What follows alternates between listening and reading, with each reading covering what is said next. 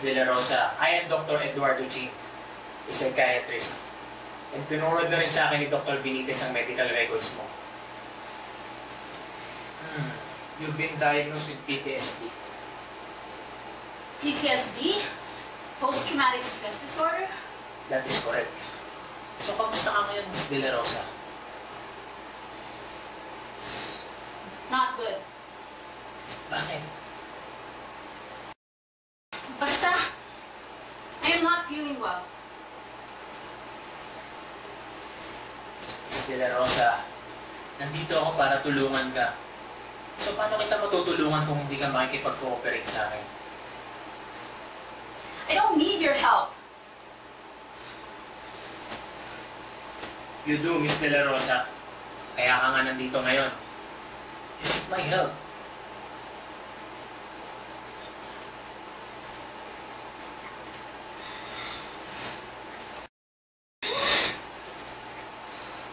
Miss De La Rosa. Miss De La Rosa. Ayoko na! Ayoko na! Agnes! Please, tama na! Agnes! Pakawalan niyo ako, please! Agnes! Agnes! Agnes! Doc? Doc? Doc? Doc, tulungan mo ako, please! Yes, tutulungan kita. Please, tulungan mo ako, Please Doc! cooperate with me para matulungan kita. Ano yung bumubulo sa isipan mo? Ano ba yung bumabagabag sa isipan mo ngayon? Tell me, Agnes. Tell me. Tutulungan kita. Promise. 5 years ago. Baka 6 na yun, Doc. May nag-message sa akin yun. Isang photographer. At nangangailangan daw ng isang modelo para sa isang photoshoot. Then maya-maya, tumawag siya. Then nagkasundo kami kung kailan ang photoshoot, kung saan at kung ano ang gagawin. Mabayaran daw niya ako ng 10,000 para dun sa photoshoot na yun. So kumayag ako. Nagbuksan niya ako ng pinto. Mukha naman siyang mabait. Siguro nasa around 25 anyos na siya. Ang tangkad. Mukha namang mapagkakatiwalaan.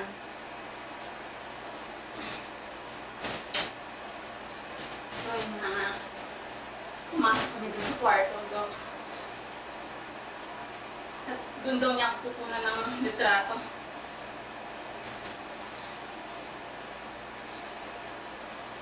Pinakita niya sa akin yung mga kuha niya. Okay naman. Maganda naman. Pero nagulat ako nung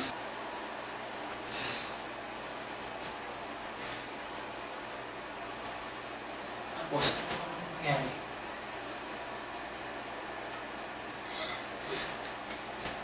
Ano sumunod? Tell me, Agnes. Tapos,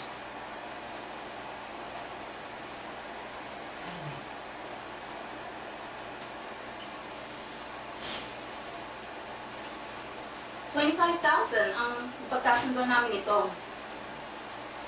Instant money, di ba? Kaya ko namang ipikit ang mata ko. Magkunwaring nasasarapan.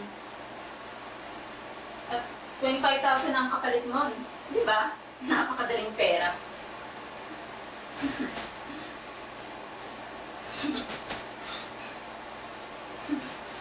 Kaya lang. kaya lang ano, Agnes? Lahat kami! Lahat kami! Wait lang! Shit! Ano to? Ano to? Huwag ka lang kurang maingay! Wait lang! Huwag ka lang maingay! Dahil ang tao ko sa'yo! Pinagiging ka!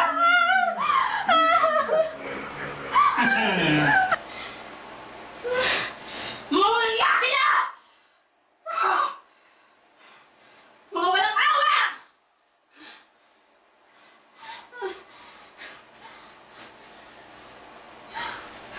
dinala nila ako sa silong ng bahay. Sa madilim na kwarto. Kung saan walang makakarinig sa akin. Nangamba ako sa aking buhay, Dok. Takot ang aking naramdaman. Matinding takot. Walang darating na tulong sa akin nun. Sumigaw man ako ng sumigaw. Sa mga sandaling yun, nananalangin na lang ako na tapusin na yung buhay ko. At patayin na lang nila ako.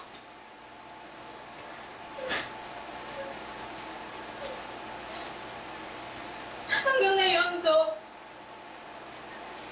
hindi ko po malilimutan ang mga ginawa nila sa akin, ang panggagahasa nila.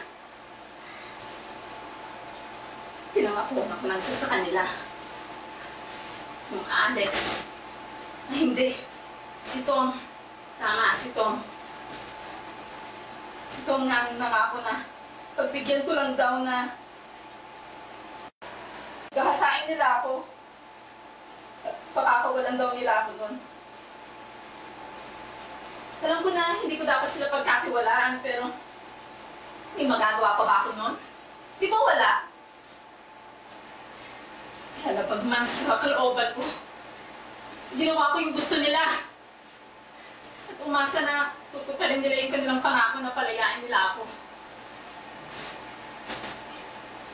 Tapos,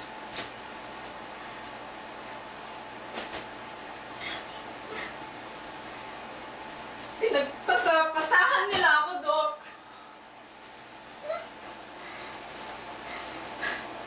Hindi ko malilimutan lang ng mga pangalan niya. Si Tom, yung Alex, at yung Benji. Ang walang hiyang Benji Villadolid. Yung pangalang paulit-ulit na pinapasabi niya sa akin habang tinagahasa niya ako. Benji Villadolid!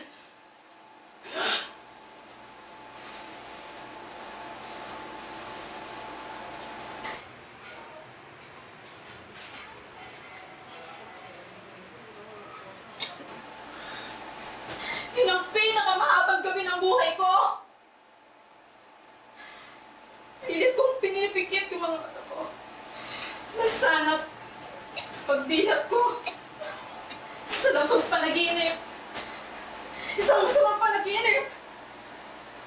Pero hindi!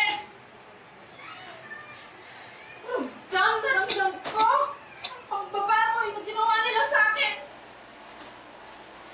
Totoo ito. Totoong nangyayari sa akin.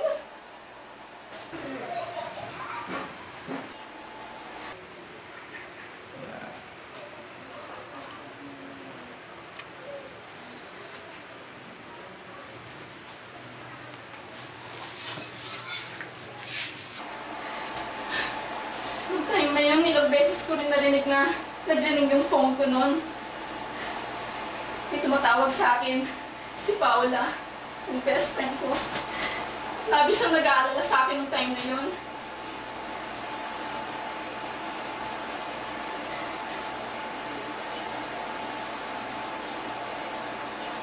so pumayag ka. Tinupad ba nila yung pangako nila sa'yo, Agnes?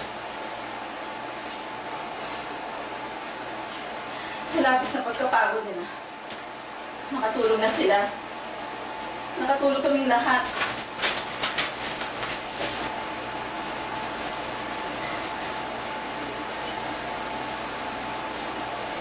Kinaumagahan, gimising ako ni Tom.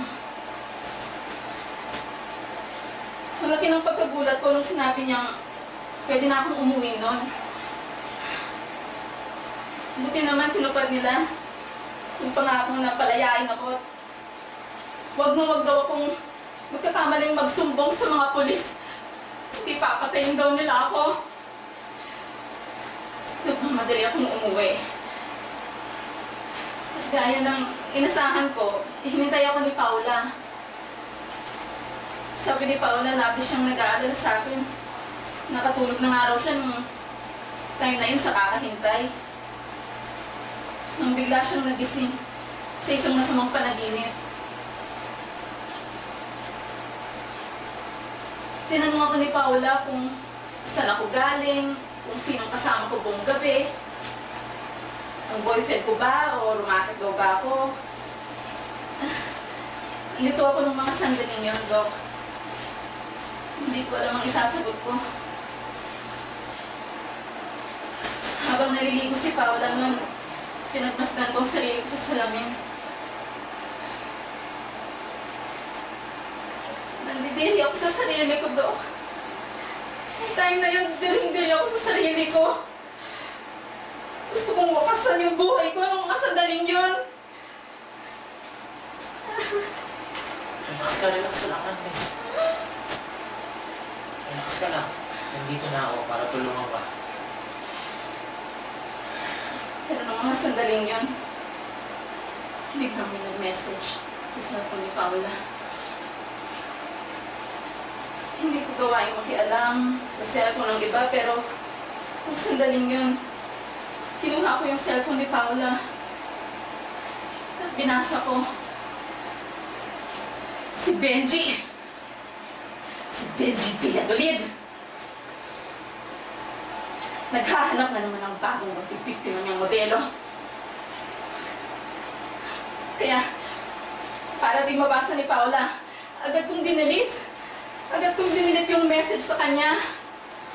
Kasi, yung nangyari sa akin, hindi pwedeng mangyari sa best friend ko. At walang dapat na makaalam na hinalay ako ng gabi yun. Nangabahoy ako! Walang dapat makaalam. Kahit sino!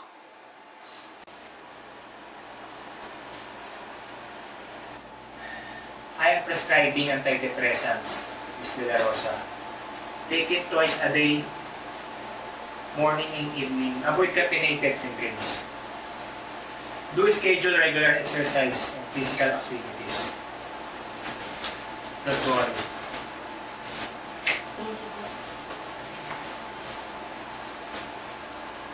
Sit ka dito.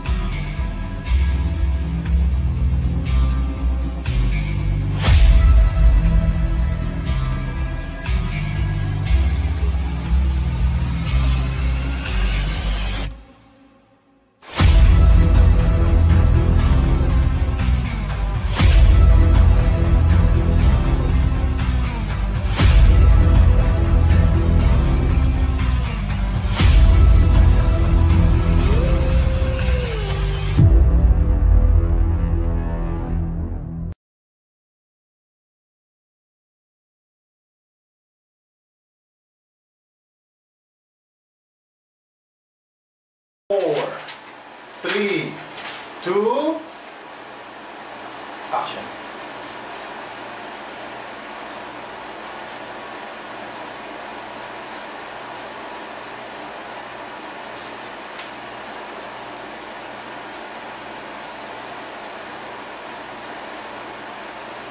Ang sinusulat mo. Hindi, ikaw yung muna. Rolling. Sound, recording, and action. Tom? Tom? Agnes, nabaga ka yata. Medyo Hindi yung na. pangusapan ah. Tara, pasok ka. Madali lang palang hanapin tong sa inyo. Bakit? Nung naglalakad sa sabi. Bubugang ka niya ng usok. Ano ka ha? Yan, hindi, lapit mo. Sabihin niya. Sabihin niya tayo. Tapos, tingin na ng konting sensual na halik. Tara, patak na. Halik. Bibigyan na. Dahil nakahawa ko, tandaan mo, pag may nakita kong patak na luha sa mata mo, dugo na aabis dyan. Dahil natalo ko sa mata mo! Naintindihan mo! Wag na to! Gantutin na muna natin ang para kung patayin. Sayang yan! Sige! Tiyahin mo! Tiyahin mo! Alex, magsuot mo muna siya. Gagawin ko lang ito sa'yo! Huwag ka na kita katayin! Bilis na, masin lang to. Sayo-sayo na to. Kinano na ako! Bilis!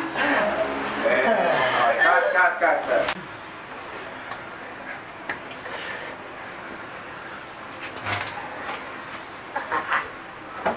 Tingin po, camera sa babae. Babae iyak.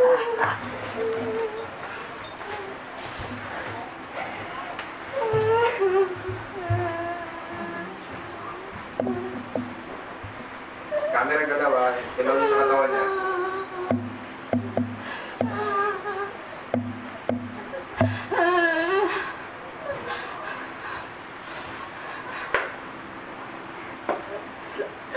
Bigay mo, iyak pa.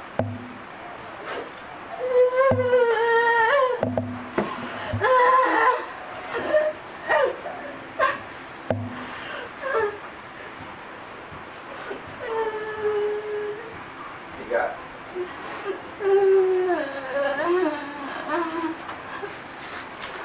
Higa ka mga very good. Sagot ko na, last na iyak. Iyak.